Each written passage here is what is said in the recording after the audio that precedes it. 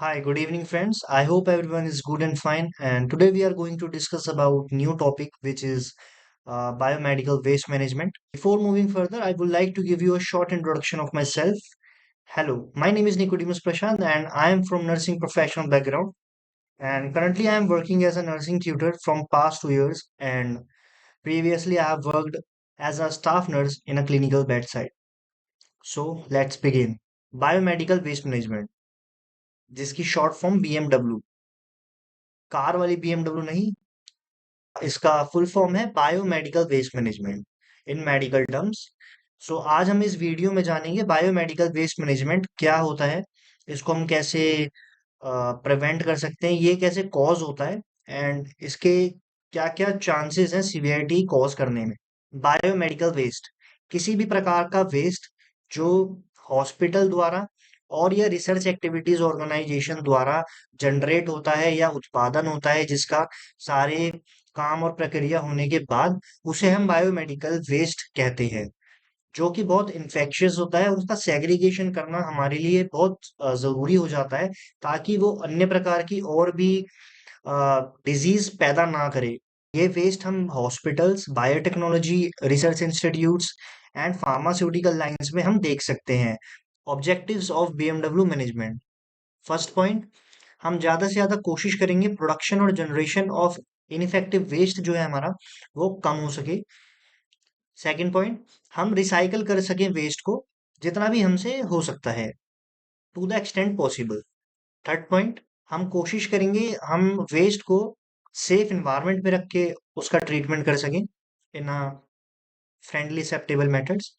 Fourth point is, हम सावधानी से वेस्ट को हैंडल कर सकें और हेल्थ केयर प्रोफेशनल जो उसे ट्रीट कर रहे हैं उन्हें बीमारियां होने से बचा सकें। Fifth point is safety precautions during handling the BMW. हम जब बायोमेडिकल वेस्ट मैनेजमेंट करते हैं तो हम उसको हैंडल करते हुए पीपी किट पहने अच्छे से हैंडल करें, ताकि और भी अन्य बीमारियां फैले ना, क्योंकि बायोमेडिकल वेस्ट बहुत इन्फेक्शियस होता है। सो जो कोई उसे हैंडल कर रहा है उसको भी सावधानी बहुत बरतनी पड़ेगी। एंड जब हम उसे सेग्रीगेट करते हैं, ट्रीटमेंट करते हैं, हम वहाँ पे प्रिकॉशंस एंड प्रिवेंटिव मेजर्स का बहुत ही ध्यान रखेंगे, because the waste is too infectious and chances हैं कि और भी डिजीज वहां से स्प्रेड होने के आउटसाइड कम्युनिटी। कितने प्रकार के बायोमेडिकल वेस्ट हो सकते हैं? सो फर्स्ट वन यहाँ पे हमारा infectious waste, second one is pathological waste, third one is sharps, fourth one is pharmaceutical waste, fifth is genotoxic waste, sixth is chemical waste, and seventh waste with high content of heavy metals, eighth is pressurized containers, and nine is radioactive waste. एंड इस video में हम इन सभी wastes पे discussion करेंगे, ये क्या होते हैं, कैसे प्रिवेंट कर सकते हैं, ट्रीट कर सकते हैं।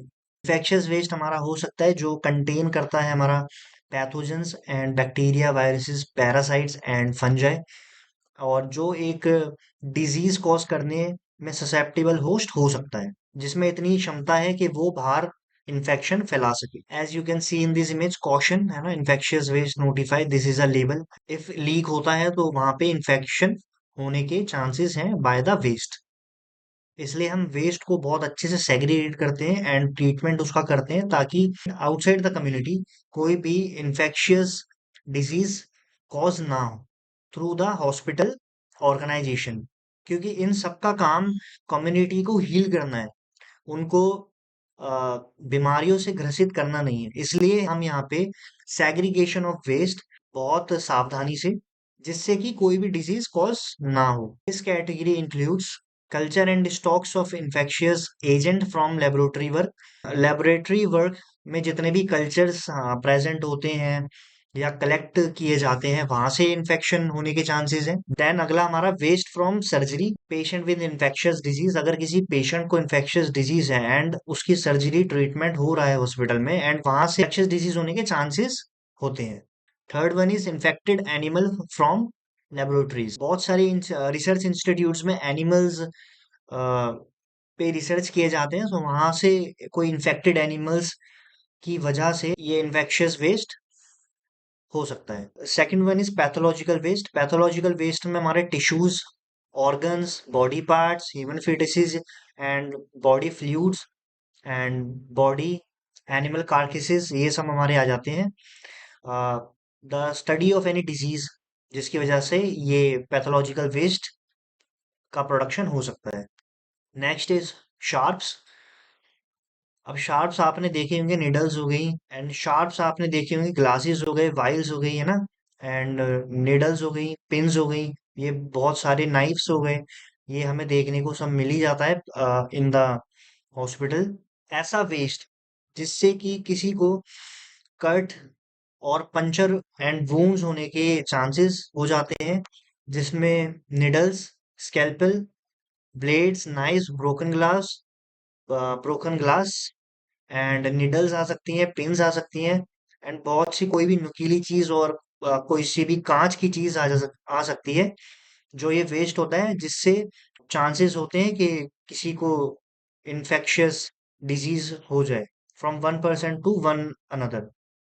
सो हमें यहाँ पे इसको बहुत segregate and treatment with proper safety and handle with care करना बहुत ही जरूरी है।